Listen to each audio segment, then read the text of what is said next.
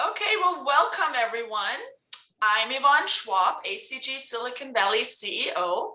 And as many of you know already, ACGSV is the leading business-to-business networking organization in Silicon Valley, providing connections, thought leadership, and enabling personal and organizational growth. ACGSV offers an array of networking opportunities with almost 14,000 members in 59 chapters across the world. ACG provides local connections with a global reach. Now, our chapter, ACG Silicon Valley, is offering a variety of events in the coming months, including our first in-person panel discussion. I'm so excited. A capital market outlook at BNY Mellon in Menlo Park. That's happening tomorrow.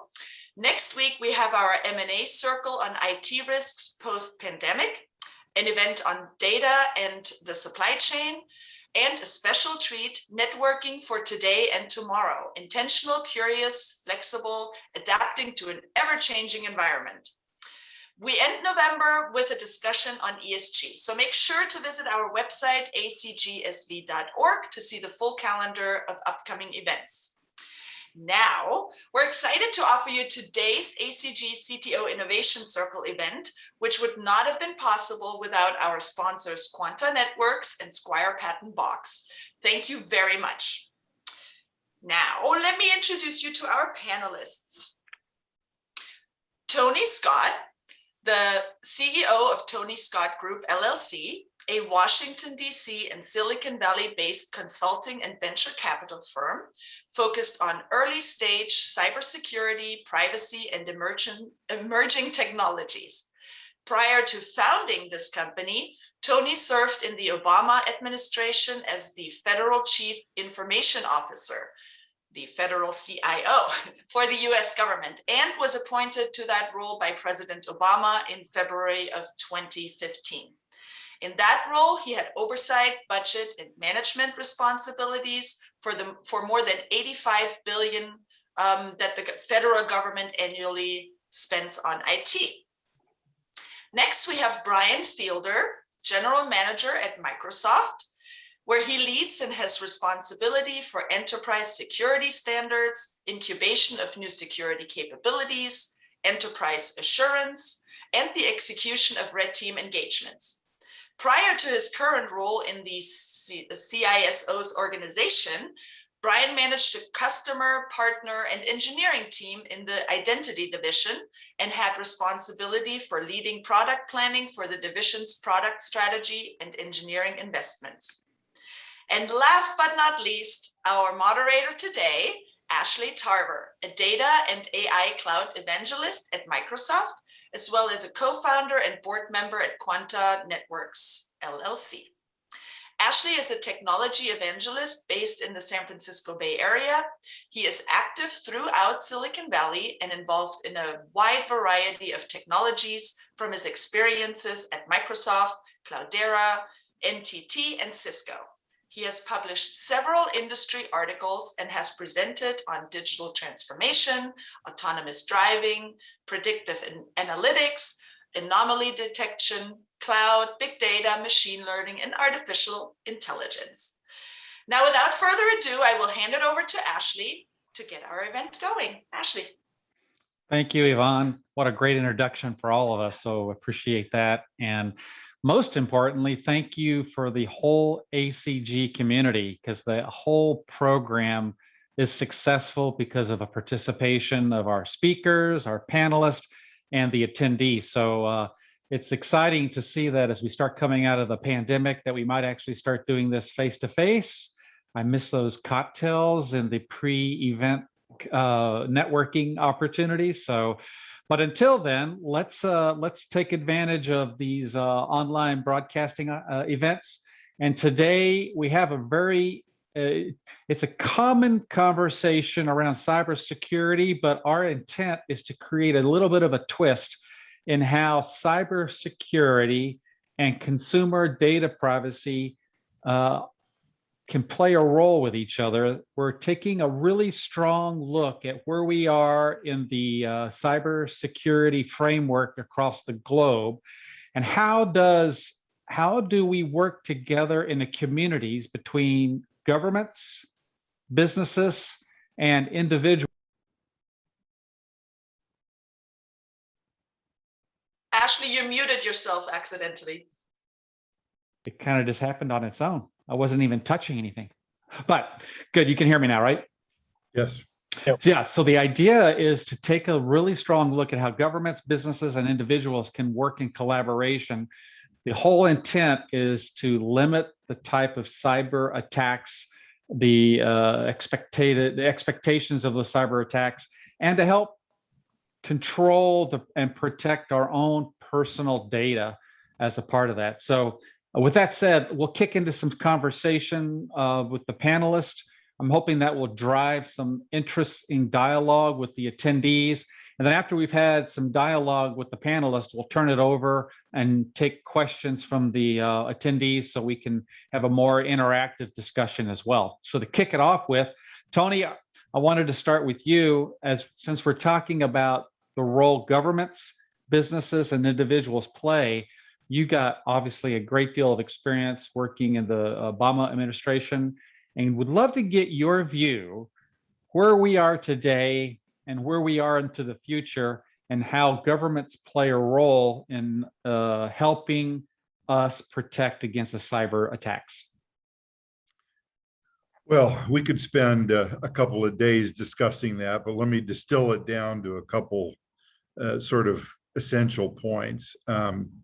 One is probably no surprise to anybody, but the issue of cybersecurity is something that's been elevating on the agenda for governments around the world pretty rapidly. And the reasons are obvious. It's political interference, it's social disruption, it's economic disruption in some cases, compounded with supply chain disruptions and the like. And so, when you mess with people's sovereignty, you mess with their money, you mess with trade, those are going to get the attention of governments around the world. And of course, there's a lot of different stakeholders and people that play in that whole ecosystem. But I measure it, from my vantage point by, in my former role, all of the federal government is depending on what you can get Congress to appropriate money for.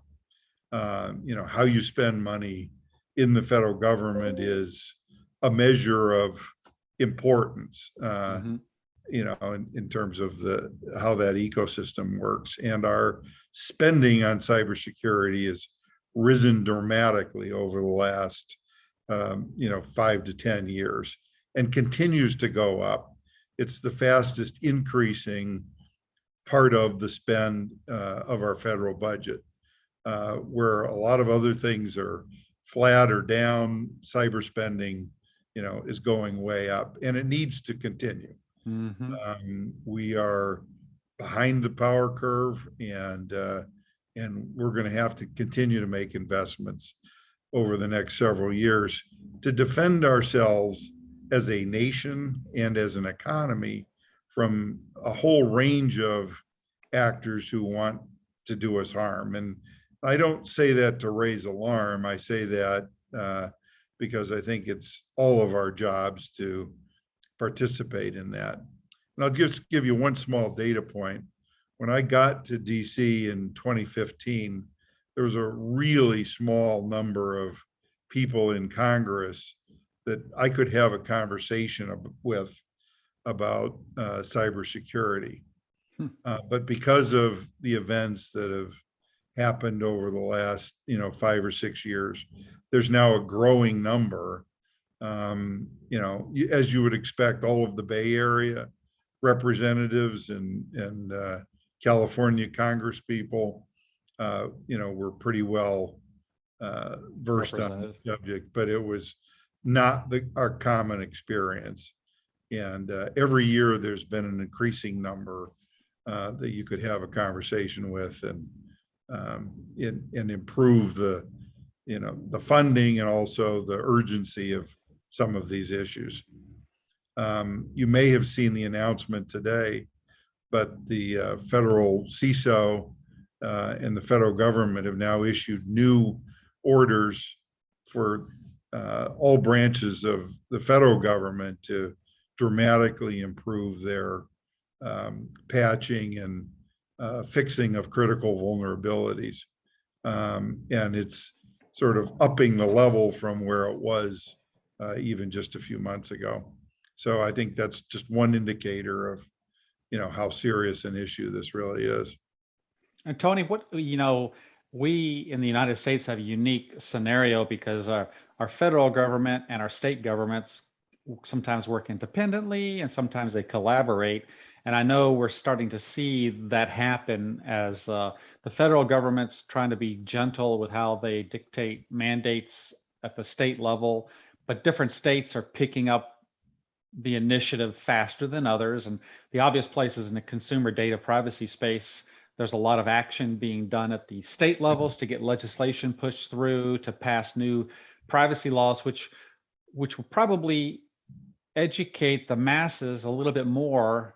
And so I got to believe that the federal government's watching that very closely and perhaps coaching or getting feedback. And how's that interaction taking place based on your experience between the Fed and the state level interaction? What I didn't realize, and I didn't come out of that Washington, circle. I was in private sector my entire career. I never realized until I got into that federal CIO role, the dependency that state and local government have on the federal government. In terms of funding, in terms of leadership, in terms of strategy, all of those things. Yeah, it's enormous.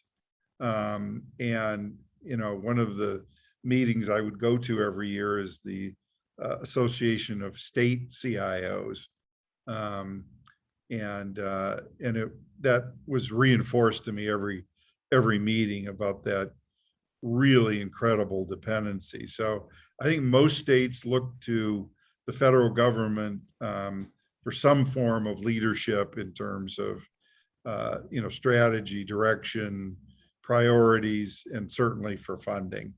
And it's much greater than I ever realized. In some cases, it's 70 or 80% of their budget comes from federal sources of one kind or another. Yeah, that provides a really unique challenge because depending on how important the states feel like it is to their own trade, their own security, their own business processes, it will dictate, how much they invest on their own, and then how much they lean on the federal government. And it's across all, not just in cybersecurity or privacy, it's across all types of. You mentioned privacy, and I wanted to make one other comment. Obviously California has been a leader with the California Privacy, Consumer Privacy Act and so on, in some ways modeled after GDPR, but there's an intersection with cybersecurity here that I think is interesting, because essentially you have governments saying, really for the first time in a sort of policy way, in my view, that you as an individual have certain rights around your data. And this is in a digital context, not in a physical context necessarily. And up until now, almost all of the mental models we have around things were tied to some physical, my house, my car, my yard, whatever it happened to be. And now, because of some of the privacy laws, we have government saying, hey, you as an individual, have certain rights in your own data, and you can choose to opt in or opt out. You can sort of create a digital fence around, certain aspects of your information. And I think it's been helpful in the cybersecurity space because it starts to reinforce the notion that you as an individual also have responsibility for your digital safety and digital security, not just your digital data. And Yeah, no so, longer are you just locking your car and locking your house when you leave. You also have to make sure you lock your digital estate. And you can do that with the new laws that are starting to come out. You have way more control over it. yeah. So So we need just generally a lot more awareness of the risks and also the opportunities when these two things collide, you know, where Yep. it's your digital security and safety as well as your privacy. So I think these things are good, but I don't expect dramatic change overnight either. I mean, these are things that will play out over, you know, a decade or more, in my view. So, well, this is a great segue to you, Brian, because you know Microsoft is one of those unique companies that is equally committed to businesses, governments, and as well as individuals with the different products and solutions that we bring to market. We have the ability to touch individual consumers, large and small companies, and governments as well. And so it'd be fascinating to kind of get your insight on, from an enterprise perspective, what responsibility do companies like Microsoft have to help protect the cyber infrastructure?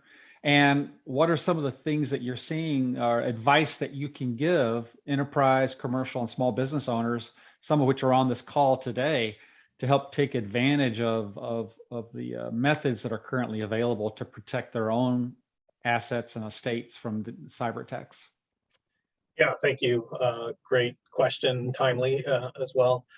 You know, I mean, definitely we've continue to see the rise and increase of not only volume but also sophistication of the attackers. Right? There's just more of them. There's more attacks happening, and they're more motivated and better funded than they've ever been. And we expect that to continue in the future. And you know, as far as your kind of first part of your question, where does Microsoft see its responsibility, and you know, as a company, where are we focused? We have our because as part of the enterprise security organization in the company, and part of the CISO's, Microsoft CISO's office, our focus is priority number one: protect the customer, right? Protect customer data, and part of that is also make sure the platform is resilient and has the necessary security controls to, as a platform that we provide to customers, right, offers those right security controls and benefits that customers can take advantage of. There's some of those controls we operate on behalf of the customer, and other parts of those controls the customer must implement themselves, and that also gets involved in what's the kind of this line between of responsibility that typically is drawn because of the access that the customer wants to maintain for themselves versus have another party such as Microsoft do on their behalf, right? And so it varies a little bit depending on the customer's appetite for having someone else like a service provider do the security things on their behalf, right? But definitely, like Microsoft as a platform provider, we see it's very critical for us to identify the threats, do as much as we can to proactively reduce them, and then help customers respond. And where we can see the attacks that are targeted to our platform that may impact all customers, like we aggressively track those and try to remediate and eliminate those as much as possible. You also see us, the company very involved in taking down cybercrime rings in partnership with federal government, and that's also worldwide. And so Microsoft has a good history of really bringing to bear some of its resources to go eliminate those bad actors out in the environment. We won't get them all, obviously, and some of them are very well funded by other countries or other large organizations. But we are, the company's very much bringing its resources to bear to try to address those cyber rings that we can eliminate. And then I guess the second part of your question is, what, as an enterprise, what are we doing? And is there any advice that we give to other enterprise customers as to how to approach, security in these times? Security's been around for a while. I've been in the industry for longer than I can remember, and definitely have seen it, evolve, as Tony said, right? 5 years ago definitely was not the same as it is today, and it's increased not only volume, speed, and complexity, and we expect that to continue to happen in the future.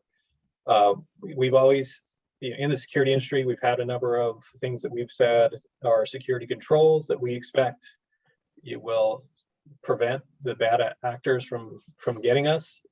Those as in the last several years, like that control list has gotten very large because the attackers are looking for new ways to come at us, and there's a very big, they're taking advantage of a large surface area and they've realized that our modern world is very interdependent, and this is the notion of the software supply chain that we saw the attackers really focus on last year.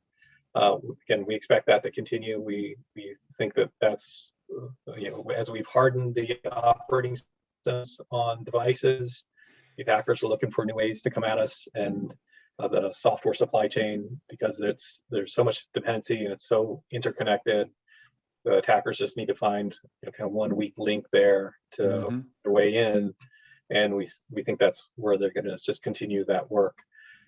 So for us, as a company at Microsoft, we're looking to we really look at our suppliers. We're really spending a lot more time and effort on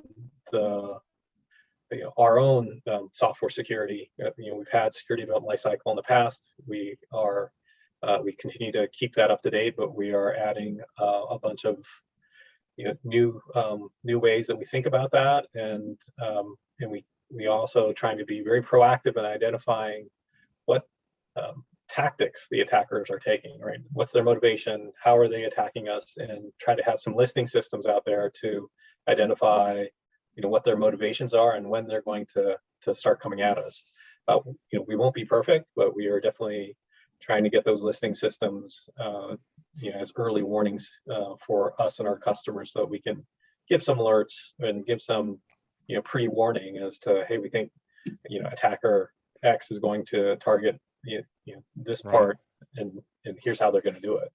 It's really no different than like a physical terrorist attack. That usually involves a specific item that's being attacked. This is a digital, but there's ways to find out in advance that there's a propensity for somebody to want to go after something. So those early warning that can really help other enterprise companies kind of prepare and address the issues more proactively, right? Right, absolutely. And those are our investments in this, what we call threat intelligence. And we've really, we've done a number of acquisitions in this area, and we've also built a bunch of listening systems that we have using Microsoft's own technology to really build that intelligence and try to get further and better accuracy on that threat information. And we share that with industry and our customers, and in the hopes that we can prevent the attackers when we know that they're coming, right? And that also speaks to partnership with government and how we're going to continue to share that information going forward. I've seen an interesting change in the industry over the last many years, in that the individual companies, it used to be the large enterprises were the ones who created their own security requirements. They would double check and make sure before they connect to a firewall, or before they would do some physical security stuff, or engage with a SaaS product that's on the cloud. I'm noticing that even smaller companies are making those investments, right? It used to be the large corporate enterprises were really focused on it, but then we're seeing more and more people make that investment. So the idea of putting together a best practice at any enterprise or commercial level, even if it's the first time you put something together, just a general framework, and they're available, through individuals and online, what that would look like. But I think every company should put together some type of framework for managing their own security risks, and by doing that, even if it's not perfect to begin with, they're on the right path to creating even a stronger one, right? Building a basic foundation, learning as you go, getting feedback from outside sources and from company and experts like the two of you. Suddenly that fabric becomes stronger, and that's kind of a way that individual companies, small or large, can start to build their own intelligence around protecting their own company. Yeah, absolutely agree. And yes, doing well at security does require participation from all parties involved. Yeah. Right. And and when you talk about those best practices and identify, right, set the bar for your organization, Microsoft has a bunch of guidance out there that we consider best practices for how we secure our own platform, but also we contribute to like Center for Internet Security, where they are aggregating all best practices across the industry, and Microsoft has good representation there, and we try to share anything we do internally, our standards and our configurations that we require for ourselves. We want to give to that organization so that they can share to others out in industry. So it's creating the connections from governments to companies to individuals, and the more that we work in cooperation, the better we're going to be at protecting ourselves and our businesses and our own government efforts. So we're seeing that evolve, and then kind of tying that together with Brad's help here. I know that Brad's been involved in the consumer privacy elements, which is kind of the third step of our conversation today.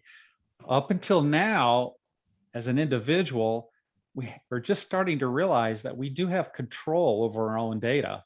So in an effort to protect ourselves individually, we can hope that the government's doing their job, and we hope the enterprise companies are doing their job, but there are steps that can be taken at the individual level now to kind of corral the amount of data that's being shared about you, so that if there is an attack, a bad actor gets in, what can you do to limit your exposure? And so Brad, I'd love for you to kind of highlight, what are you seeing at the consumer level in new laws that are being passed to help individuals take more control over their own data? Oh, thank you, Ashley. So obviously CCPA in California is a big and significant step in that direction. So it's really, empowering consumers and giving them the ability to retract data and retract their own data and really take ownership of their own data. And for the longest amount of time, we've all been monetized by, large advertisers, unfortunately, and unwillingly and unwittingly. And now people have that ability. They asked for it. It's interesting, though, many people either don't know or don't realize they have the ability to kind of be able to kind of claw back or take back or, manage their own information. I think that awareness is a really important part of this, so that organizations can share with individuals. You do have these rights. I think we're starting to see, obviously, more states, Colorado, Virginia, California, as more states come online. I think hopefully the knowledge will get out more broadly and people will start exercising their rights. I think that's going to, be a big part of it. And unfortunately, it might require some things to happen before people get a wake-up call, because, you don't prepare for the earthquake unless there was recently an earthquake. Otherwise, you're like, oh, it's not going to happen, and people don't think about it. So right. It's kind of like we're in this unique period of history right now where we have a top down and a bottom up approach on figuring out what this will look like on our landscape going forward. So we continue to empower our governments and our businesses and individuals to put together the best practices to help keep bad actors away from us. But if a bad actor gets in, how do we limit their exposure, right? It's like if a criminal gets in for the first layer, what's your multi-layer defense protocol for your security practice? You have, if they break through the first layer and jump over the first fence, what do you have to back you up? And I think this is really creative, that individuals can at least limit their exposure. So if they do get hacked and they lose some of their personal information, it's only a small amount, and they have the ability to kind of control that. So, yeah, and I really like what Tony said about how, cybersecurity and consumer privacy are starting to collide or kind of come together, and organizations and individuals are starting to really see yes, they're two siloed things now, but if you start to really break it down, it very much becomes one thing and one area, because ultimately it's hacking of those individuals and getting data wherever they can, these hackers. Well, and it connects back to the enterprise too, because currently almost all of the breaches that occur because of compromised individual identities that may or may not have been gotten by cracking a corporate scheme. People tend to use the same passwords in their consumer hats as they do in their work environments and so on. And that's still the straight path by which a lot of the bad activities, the easy ones right. take place. So it's the easiest thing to fix, and also if we follow best practices. Yeah, no, that's a great point, and it's more intertwined. Like our work and personal lives are just continue to be commingled, it seems. And exactly what you said, Tony, right? If your personal account is compromised and the attacker can make their way to your machine, and you use that machine for work purposes, well, you just gave the attacker a route into your work your work resources. So there is a path, and I think there's education for people, and also we try to do what we can on the security control front in enterprises, but there's also an awareness piece where people have to realize that if they blend personal and work, you're also blending the exposure there as well. That's good. I was thinking, looking at the time, I love the fact, we've talked about governments, we talked about business, we talked about individuals and how they all collide. So maybe this is a good time to opening it up to the audience. I know we've got a lot of people participating here. Let me open up the participation window. And Carol, I know you're helping us manage it, but let's open up a dialogue to the folks that are on the call. And hopefully somebody can raise a hand or ask a question to help the panel kind of direct our next level of dialogue to something that interests you individually. Any takers out there? Somebody's got a hand raised. Yeah, Dennis. Is it Dennis? Yep, Dennis. Yes, Ward. thank you. Yeah, no, this is excellent information that I'm hearing. Dennis Ward, I'm CEO of a company called Greenleaf Focus, where we're interested in focusing in on sensitive assets and the environment, particularly data assets and materials that are retired. So, for example, the thing that's interesting, I love what you're talking about as far as cybersecurity. We see the security posture for enterprises on the top end and for the environment. But what happens now for data centers? What happens when the products are retired? That seems to be a point that even the CISA, and I think Tony could probably talk to it, the CISA had a document that was out about aligning the security functions.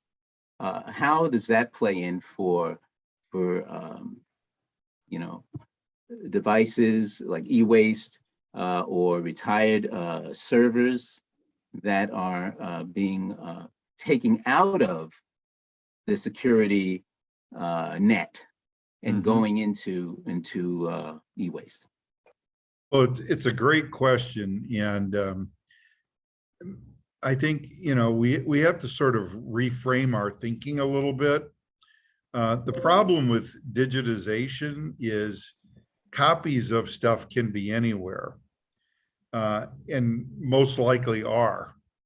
So even though I shut down a data center, and let's say I do a perfect job of recovering, from a ecological standpoint, all of the material, and I erase the data that's on the disk drives, and I dispose of everything properly or recycle, and we've, by the way, got a long way to go before we're actually doing that super well. But let's say we do a great job on that.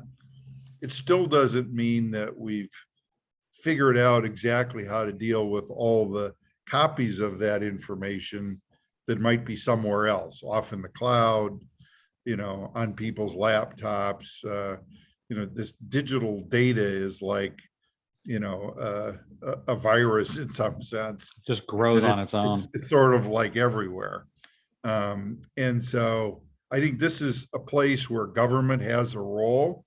I think you're going to see over time extension of some of the data privacy laws and thinking as it applies to data more generally.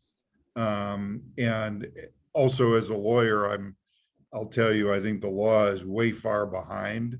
The amount of data that we as a society generate every day is going through the roof.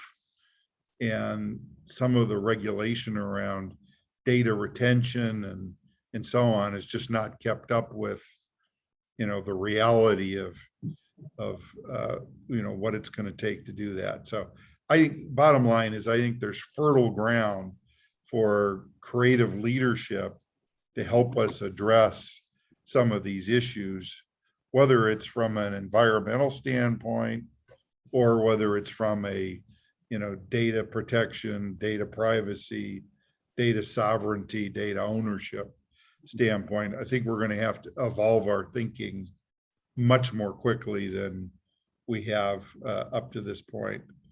Every day, the problem gets more than a day's long worse in terms of our historical dealing with this. It's like today has 24 hours, tomorrow has 23 hours, the next day has 22 hours in terms of kind of how we ought to be thinking about this in terms of urgency from my perspective. It's like we're running after a racing horse. It's like they keep getting further ahead and we just keep running harder and faster. Exactly. Yeah. Brian, what's some of the, go ahead, Dennis. I think you had something else to ask. Oh yeah, because and I thank you, Tony, on your thoughts there. Yeah, I mean, we see the OOC, okay, they're getting active, and I see, because of the GDPR laws, and as you mentioned, of course, the CCPA laws. We look at Morgan Stanley, right?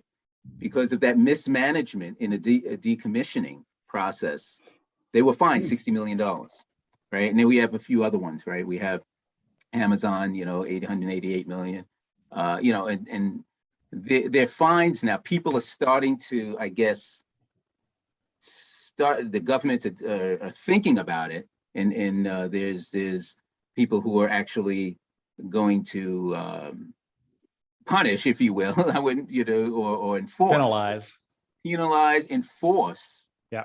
This to wake up folks. But how serious do you think it is for these enterprises?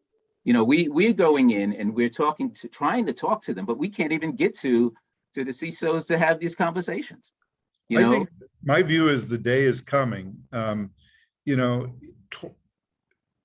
20 years ago or 15 years ago, if you were dumping chemicals into the ground and polluting the rivers and doing bad stuff like that, you were on notice that there was a problem coming and you were going to have to deal with it.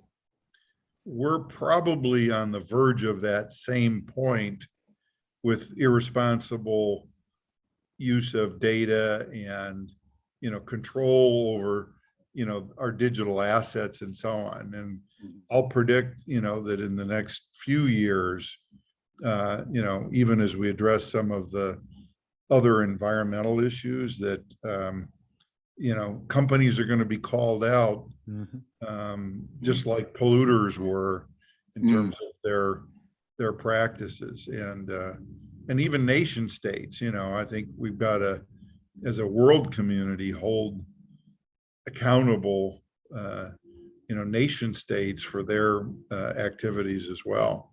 Yeah. People say data is the new oil. Yeah, it is. But it is.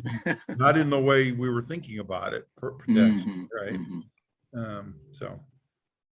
Yeah, and I didn't mean to, to point it directly to you, Tony. It's more of a general question here. You know, Brian, you have any thoughts on it as far as how Microsoft is thinking of it, or? Yeah. Well, I definitely agree with Tony. Like, the security and securing and the securing the decommissioning of equipment and removal of data out of the environment is just as important, right, as when it's in an operational state. And I think overall, like, the security, meeting a proper level of security is an expectation and a requirement by technology providers. Like, that's just the world we live in. And and I think if companies aren't doing their due diligence in this area, like, they need to be held accountable for it. And I'm sure there's varying definitions of what held accountable means, but I think that's why you're starting to see the fines and make it really something that the companies will pay attention to. So I agree with you that it's something that I think we should expect, and that we'll see more of this coming in the future.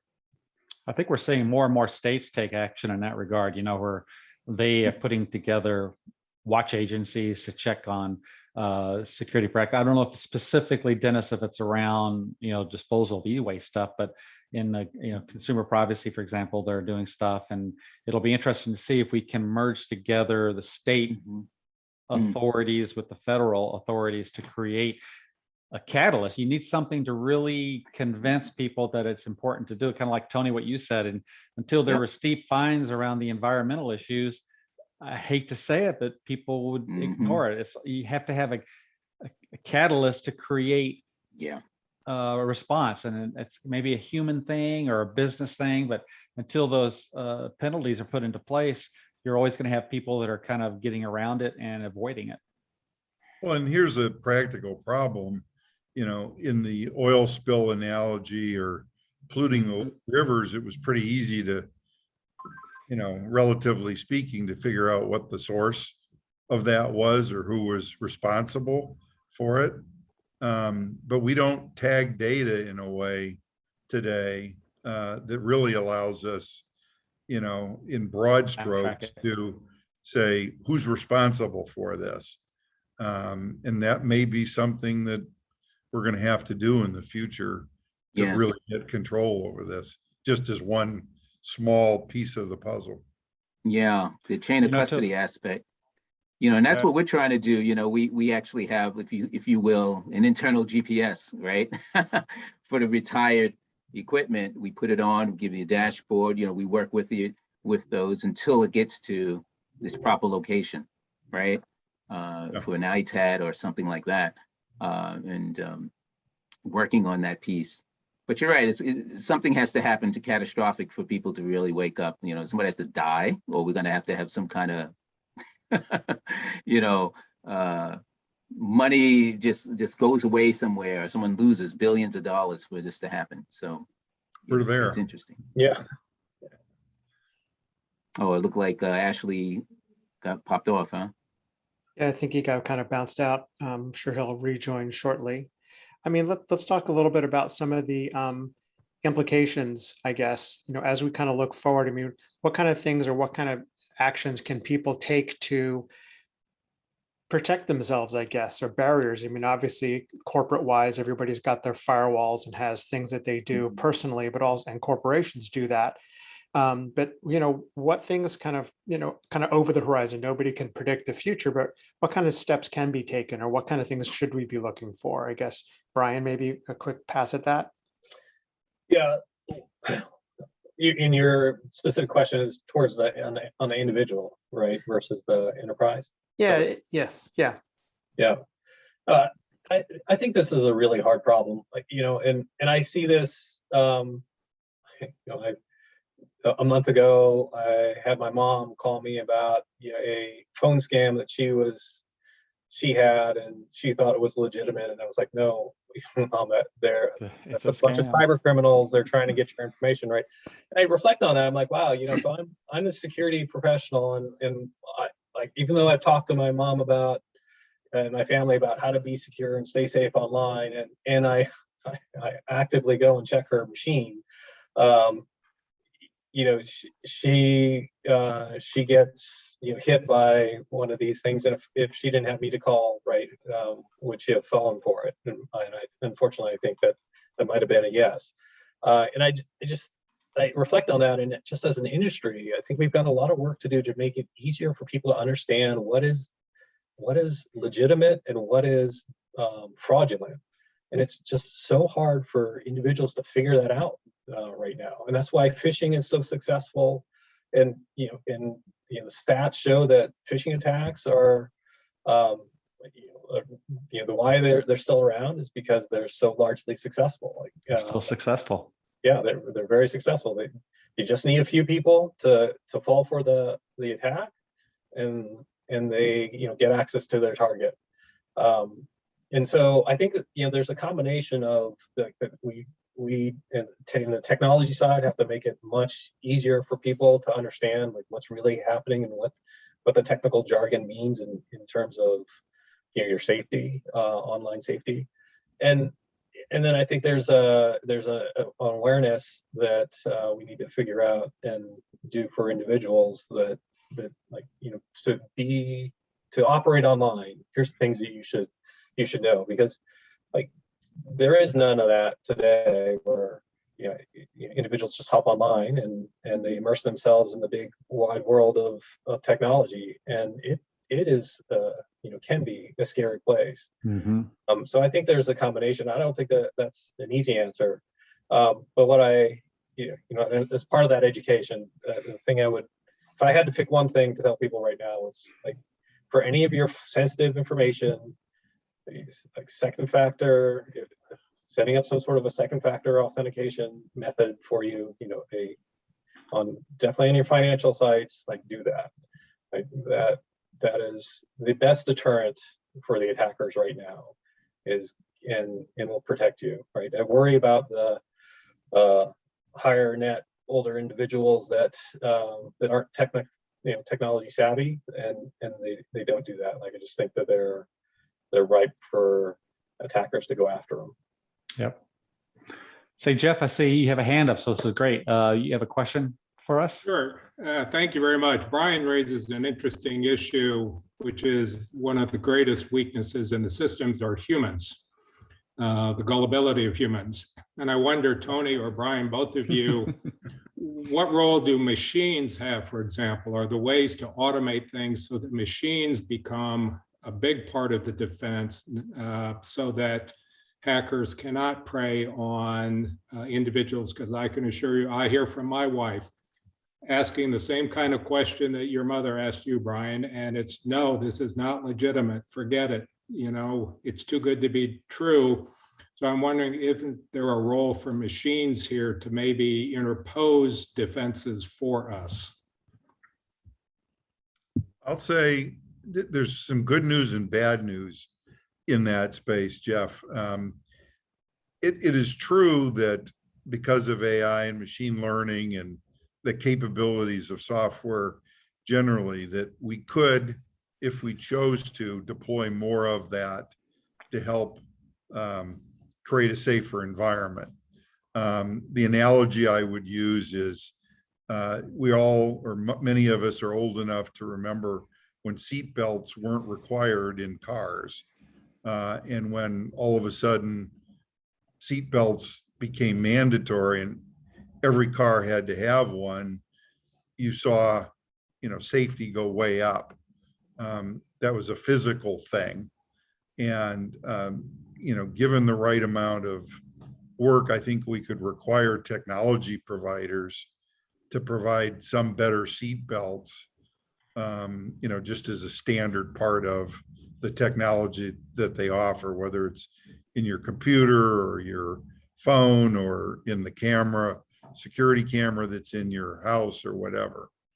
That said, the other problem is that all that same technology, machine learning, AI, everything else, is going to be used by the bad guys to try to circumvent the things that we've put in place. So there's a bit of an arms race there that I expect will go on for some period of time. And And we're going to have to sort of up our game across all dimensions in order to at least keep the playing field a little more level than it is at the moment. Yeah, very much agree. Like, and AI is being used today to look at those phishing campaigns and identify them.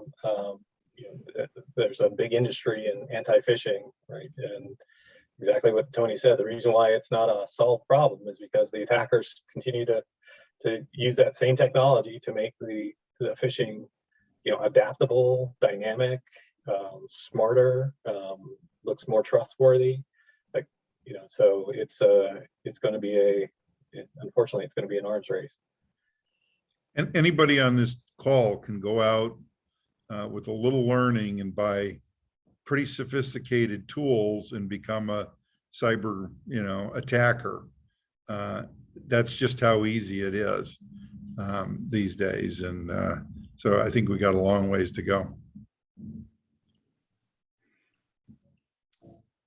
That's great. We're coming up on the hour, so I want to make sure we're careful in our timing. We still have a little bit of time, so if there's anybody else who's got a question, this will be a perfect time to bring it up. And just raise your hand if there's another question from the audience.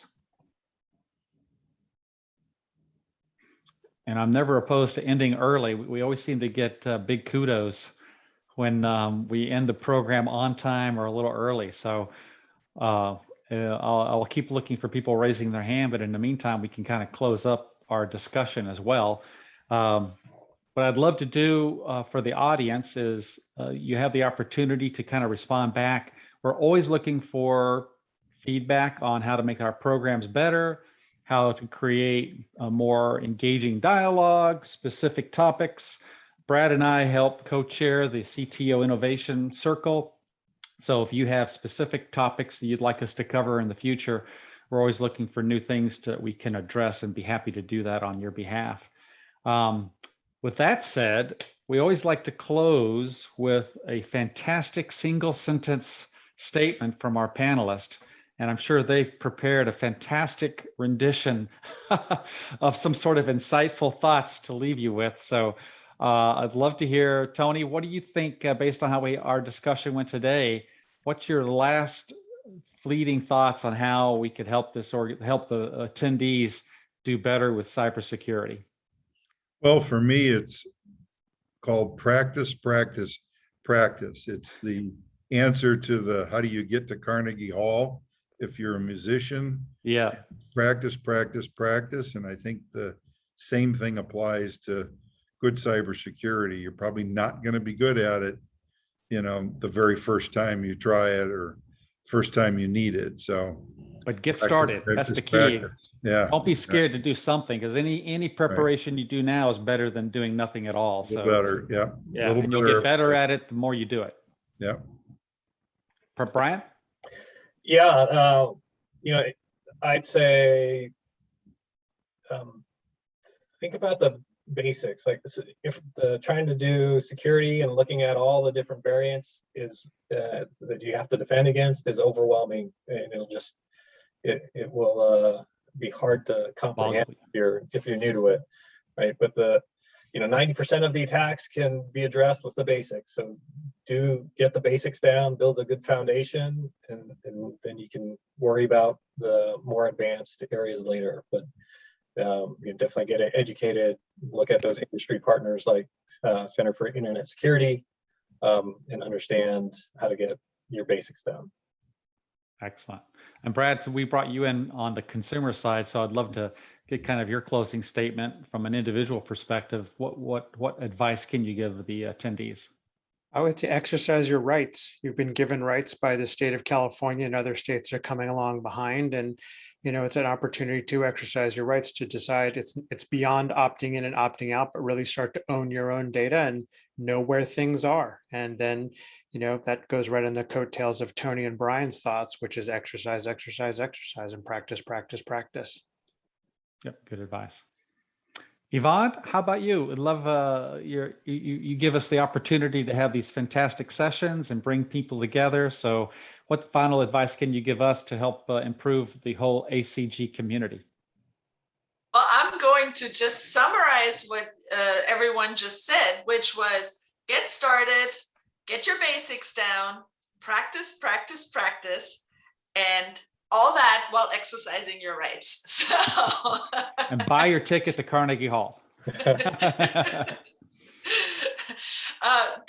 Thank you, everyone. This was a really, really great discussion. And Ashley, I'm jumping ahead here, I think, but No, go ahead. you can say something after. Really interesting. I think the audience enjoyed it a lot, and really hope to see you again at some of our panels in person, hopefully soon. So again, thank you. And thank you to everyone who attended. The video will be available. If you have any follow-up questions, please contact Carol or me or Ashley, and then we'll get you to the right person. And thank you so much. Thank you, everybody. Thank you, gentlemen. Yeah. Thank you so much for your time. Thank you. Take care, Thanks, everybody. Ashley.